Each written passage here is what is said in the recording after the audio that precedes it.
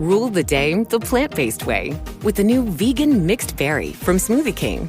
Powered by whole, non-GMO fruits, oat milk, and vegan protein, it's a dairy-free, plant-based smoothie you can feel great about. With 13 grams of protein and half your daily fiber, it's an easy way to get the essential nutrients your body craves. Skip the line and order online for pickup or delivery. Smoothie King. Rule the day.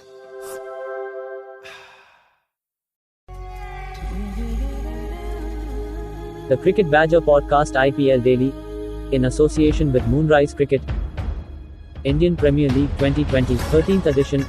Every day, every game, every spill, every thrill, every triumph, all the way to the IPL trophy.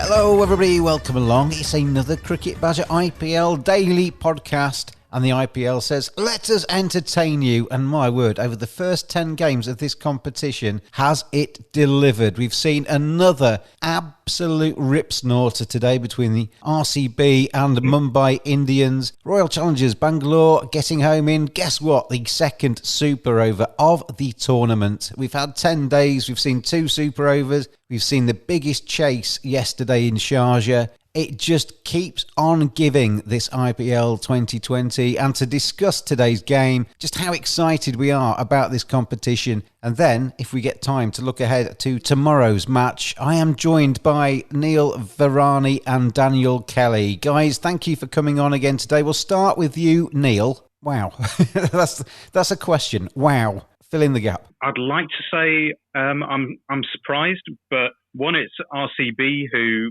got chased down from seemingly unlosable positions last year a lot, and 2, Kieran Pollard did something not quite as amazing in the CPL, but this IPL, it doesn't fail to deliver. It's been amazing to watch from day one. It really is. I mean, I'm hoping they'd make an announcement in the next few days where they say this IPL is just going to carry on, just forever while COVID's around. We'll just carry on this IPL. It's a rather welcome distraction, Daniel, isn't it, from the kind of the grim parts of life that we're all facing at the moment? Yeah, it's been an unbelievable start. I think in terms of we've had 10 games, and I think 6, 7 of them have gone down to the last over. Yeah. It's been unbelievable quality of cricket. We couldn't have asked for any more. I think in these lockdown times, I think this is exactly what we need to give everyone a bit of a lift. And it's just a reminder after a long while that the sport that we all love has got some magnificent characters in it, and it's got the ability to bring people together.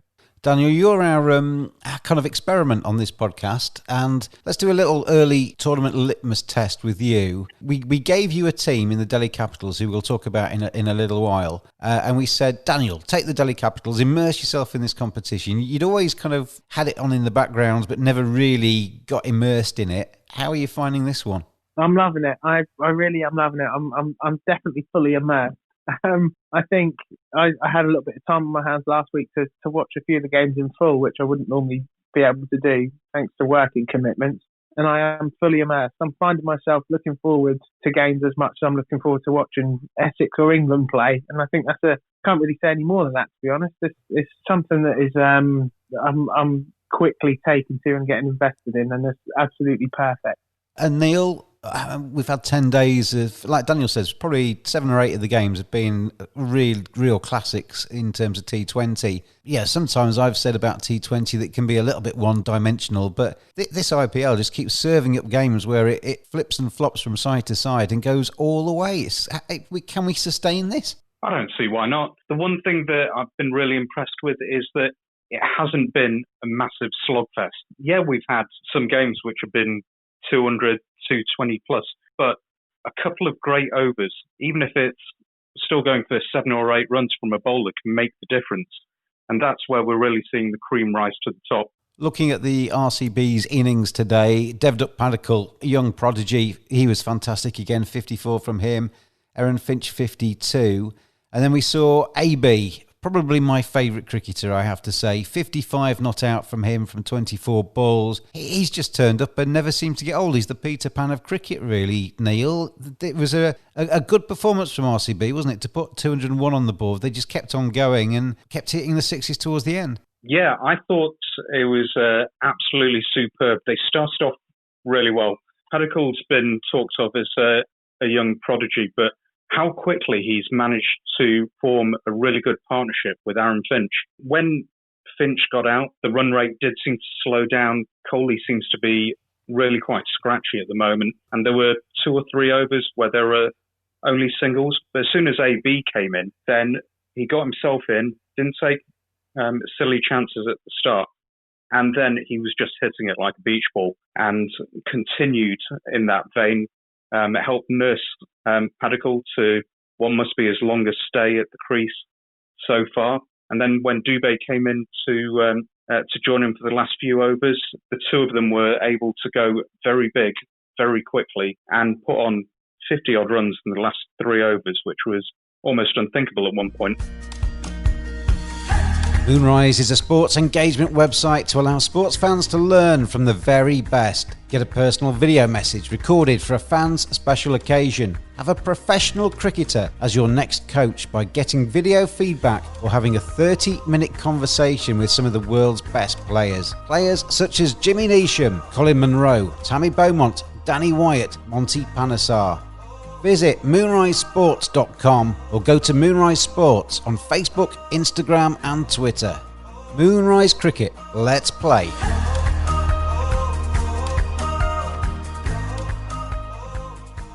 Daniel, Mumbai Indians chasing 202. They found themselves after, nearly at the end of the 7th over. They were 39 for 3 when Quinton de Kock was out. At that stage, it looked like they had no chance whatsoever, despite the fact that we all know the firepower and perseverance that the Mumbai Indians have in this competition. But then Ishan Kishan, who is a player I've got a lot of time for, 99 from him from 58 balls. We saw the big tree trunk, Kieran Pollard, come out and smash a load of sixes towards the end in his 60 not out from 24. That was some effort, and 4 off the final ball as well to make sure they got into the Super Over. That was some effort from the Mumbai Indians, wasn't it? It was really good to watch. Ishan Kishan, what a knock that was. 99, I was gutted to see him caught on the boundary. And he didn't even get the chance to get the one in the Super Over either to get his 100 up. Yeah, magnificent partnership. Pollard again, he's in some serious nick. We saw him do it in the CPL game, which Neil alluded to earlier on. Albeit this is a bit, different level, different sort of quality of attack he's tonking around. But he's 14 sixes between them, 250 strike rate for Kieran Pollard is sort of what you come to expect from him really. But I think Pollard's sort of got a reputation as being one of them players who sometimes his reputation in T20 sort of comes before his outcomes. But definitely not this time. He's proved his worth. And I think, the last ball 4 took some serious nerves, especially after what happened for the penultimate ball with Kishan going on the boundary, yeah. I was just looking at the Cricinfo commentary, and it says Virat Kohli's paragraph starts off with, "I don't have any words because it was such a roller coaster," and then it's the longest paragraph of quotes you can ever see. So he obviously does have some words at the end of this game. But Neil, going back to the Super Over, the bowlers, it was Jasprit Bumrah, the greatest in this format, against Saini, and Saini won, didn't he? Yeah, absolutely. I think the whole difference in the end was that Saini didn't make one major mistake. There was wide, there was 4 that seemed to squeeze under the boundary sweeper's hand.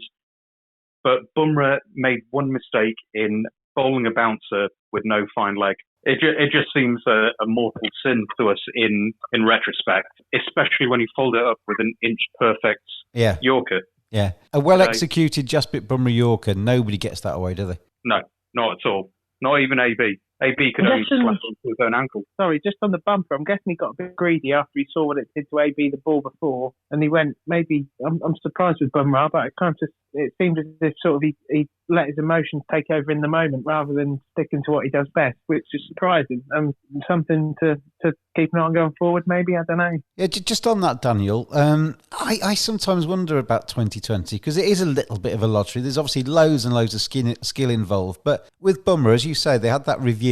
He was probably walking back to his mark thinking, the last thing AB is going to expect me to do now is to bowl a short ball again. He's going to be expecting the Yorker. So let's throw in another short ball. He got it a little bit too leg side. That was the only thing that went wrong. If AB hadn't got anything on it, it would have been Bumrah the genius again, wouldn't it? There's very fine margins in T20. Yeah, definitely. Like you say, I think with Bumrah, though, when you know what a magnificent Yorker bowler he is and probably the best in the game, I think that maybe he should have backed himself to go to what he does best. But yeah, like you're saying, it's an unpredictable game, isn't it? If he'd have bowled it and, AB had hit it straight up in the air, we'd be saying what a genius and what a brave move it was. So it's them fine margins again. Just going kind of to recap the game, really. RCB getting home by the seat of their pants, but it's an important win, Neil, isn't it, for Virat Kohli? He hasn't found form with the bat yet, but at least his RCB side are getting off to a good start in this competition. And we all know they can flip flop between very hot and very cold, but at the moment they're kind of lukewarm, verging on the heating up, aren't they? Yeah, Virat's not having a good tournament personally so far with the bat. But I do think that his captaincy seems to have come on leaps and bounds. I've been critical of how he captains India in the past and RCB. But in the game against Sunrisers, where they got a tiny opening and really put their foot down on the Sunrisers' throat, and today, certainly early on, and even just keeping things as calm as they could through the assault from Pollard and Kishan and then the Super Over. And you could see him laughing through the game when the old Kohli would have been losing his head, going off at everyone. They'd in turn be getting very nervous. Do you think that's a conscious decision from Virat Kohli? Because I've been very critical of his captaincy in the past. And one of the reasons I've been critical is his emotions tend to rule him. And you watch him captaining and he's kind of full of flexing his muscles, he's punching the air, he's shouting at the sky. And in this IPL, he just seems to have taken a step back from that. And as you said, there's a few times in this tournament where he's actually smirking to himself and laughing. I wonder if he's had a word with a psychologist and he's trying to just kind of keep himself on an even keel a little bit more. I've definitely noticed that when he dropped a couple of catches of KL Rahul in the last game, when I think it was Gikarat went for a catch, missed it, and the ball went for a 4 off Pollard early in his innings, which would have killed the game at that point. He's applauded and he's not lost his cool. I think partly it's maturity as he's getting a bit older, but also who he's working with. With India, he's with Ravi Shastri, who's a very, very emotional, very loud guy. Working with Mike Hesson may help to temper that side a bit and calm him down a little. One final comment on this game, Daniel. When you are Virat Kohli, what I do admire about him is he'll go through the brick wall first, won't he? And he expects the rest of his team to follow. And despite the fact that he hasn't been in the best of nick so far in this tournament, he still was the first person to volunteer for the Super Over and walk out there next to AB de Villiers. And if you are the Mumbai Indians and you see AB and Virat walking out, that's two pretty decent players that you're up against, isn't it?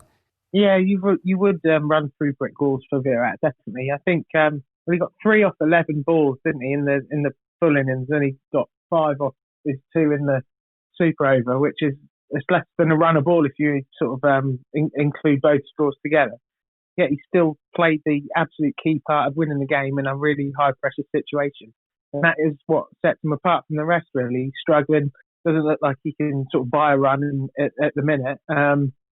And then he sort of, when push comes to shove and it gets them real crunch moments, he wins in the game.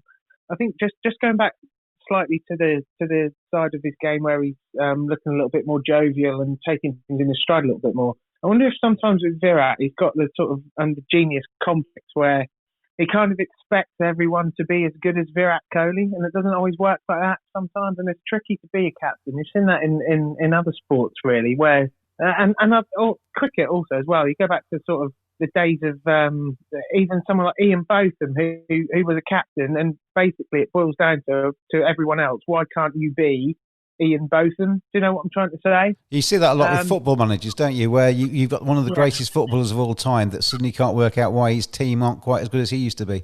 Sort of Diego Maradona when he was the manager of Argentina. Team talk must be hard to not be. Why can't you be Diego Maradona?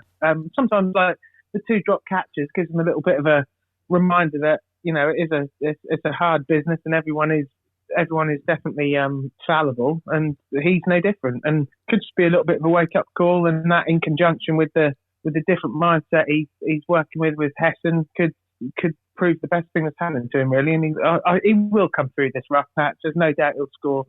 I wouldn't mind betting this sort of, that win and that last ball triumph could lead to something. I wouldn't bet against him getting some runs in the next knock. It's possibly down to the nappy factor as well, because he's expecting, isn't he?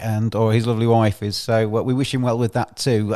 Sometimes when the babies are coming along, you actually realise that runs aren't necessarily the be-all and end-all of anything. So maybe that's where Virat Kohli is a little bit mentally as well.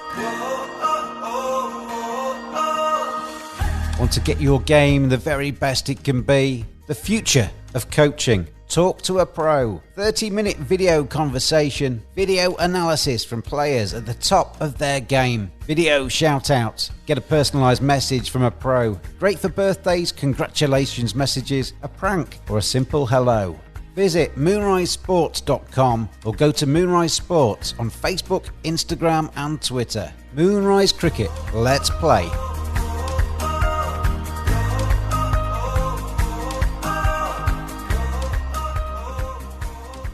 But let's leave behind today's incredible encounter, because I've got you two on for about 5 minutes left now, because we've overrun a little bit looking back at the wonderfulness of today's games and recent history in the IPL. Neil, you're on for the Sunrisers Hyderabad. They're your side. They've lost 2 games. They need to get themselves going, because otherwise they're going to find themselves, cast adrift at the bottom end of the league. I suppose the one thing that's in SRH's favour is that everybody's beating each other and nobody's getting away from them. I'm not ready to throw in the towel just yet. Oh, it's a bit early. Time that the IPL was in the Middle East, Mumbai lost all their games in UAE, and then went on absolute rampage in the second half. And while I'm not saying we're going to do that, our team makeup is definitely more suited to the second half of the season. It's just about staying in touch. Don't get too far off.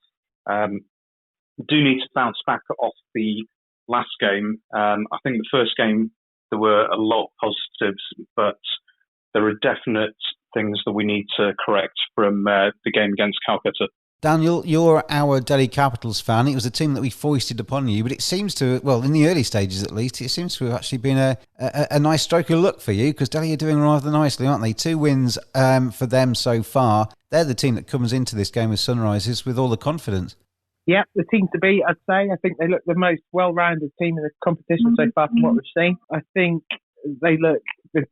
with the ball, I think they look better than anyone at the minute. Be interesting to see how they go against the Sunrisers and their batting looked a little bit fragile through the middle. I wouldn't mind betting that we might be a little bit more lower scoring, because both teams are, sort of bowler heavy. I'd say bowler heavy. Delhi not really at the minute. Obviously with the line up at the top as well with the bat, they're well rounded. But I think if Delhi bowl first, it'd be interesting to see if Sunrisers can put a score on the board. I mean, Rabada's been the star for me. He's come in. I mean, so often not quite there in terms of fitness and misses games, but the first 2 games, if they're any kind of gauge, he is bowling quickly, he's bowling those Yorkers, he's taking wickets towards the end of an innings and restricting teams in a competition where we're seeing a lot of them prosper in the last 2 or 3 overs. He's taking wickets and stopping them doing that. He's the major weapon for Delhi for me. Yeah, definitely. I think what we've seen so far, I read a stat on Cricket Info a little while ago. He's taken 2 wickets in the last 9 games he's played in the IPL, at least 2 wickets in every game. Yeah. And he's the first bowler to ever do that. So I wouldn't bet against that carrying on against the Sunrisers. And I think he's well backed up as well. I like Nortje. I think he's a great compliment to KG. If you can see KG off, you've got Nortje sort of throwing his thunderbolts down as well. I think they're in for a tough time, Sunrisers, tomorrow. Neil, tough time for your guys, as Daniel says. Mind game's part of that, I think. But you look at the strengths of Sunrisers, the Bairstow, Warner axis at the top of the order, Bhuvneshwar Kumar is leading the pace attack, and Rashid Khan with the spin.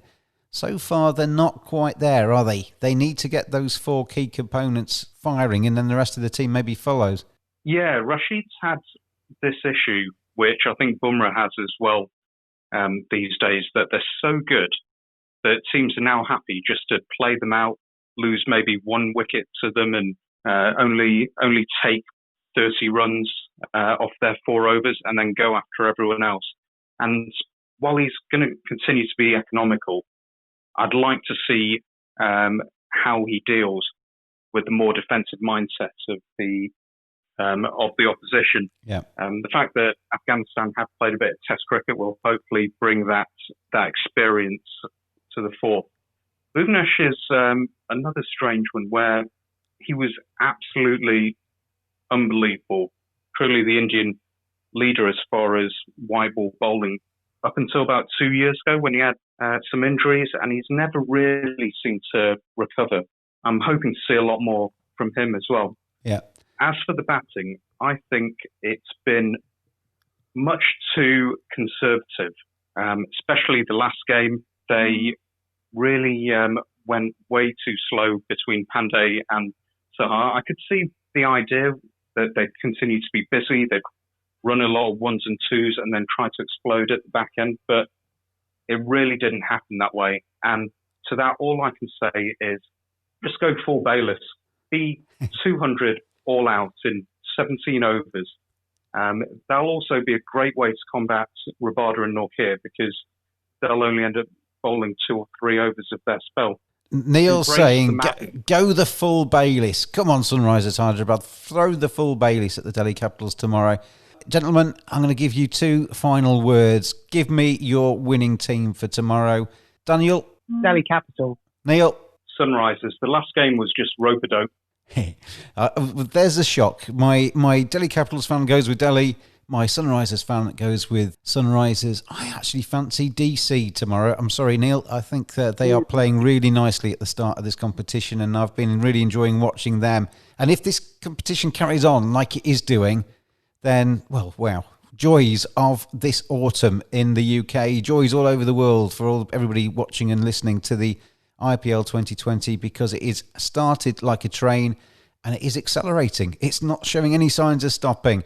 Neil and Daniel, thank you very much for joining me today.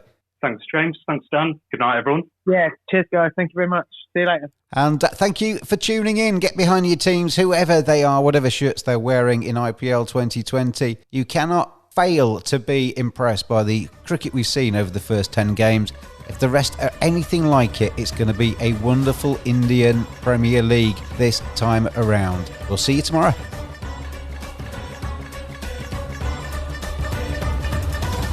Thanks for listening. Join us every day throughout IPL 2020. Follow us on Twitter at cricket_badger. Join in the fun. We'll see you again tomorrow.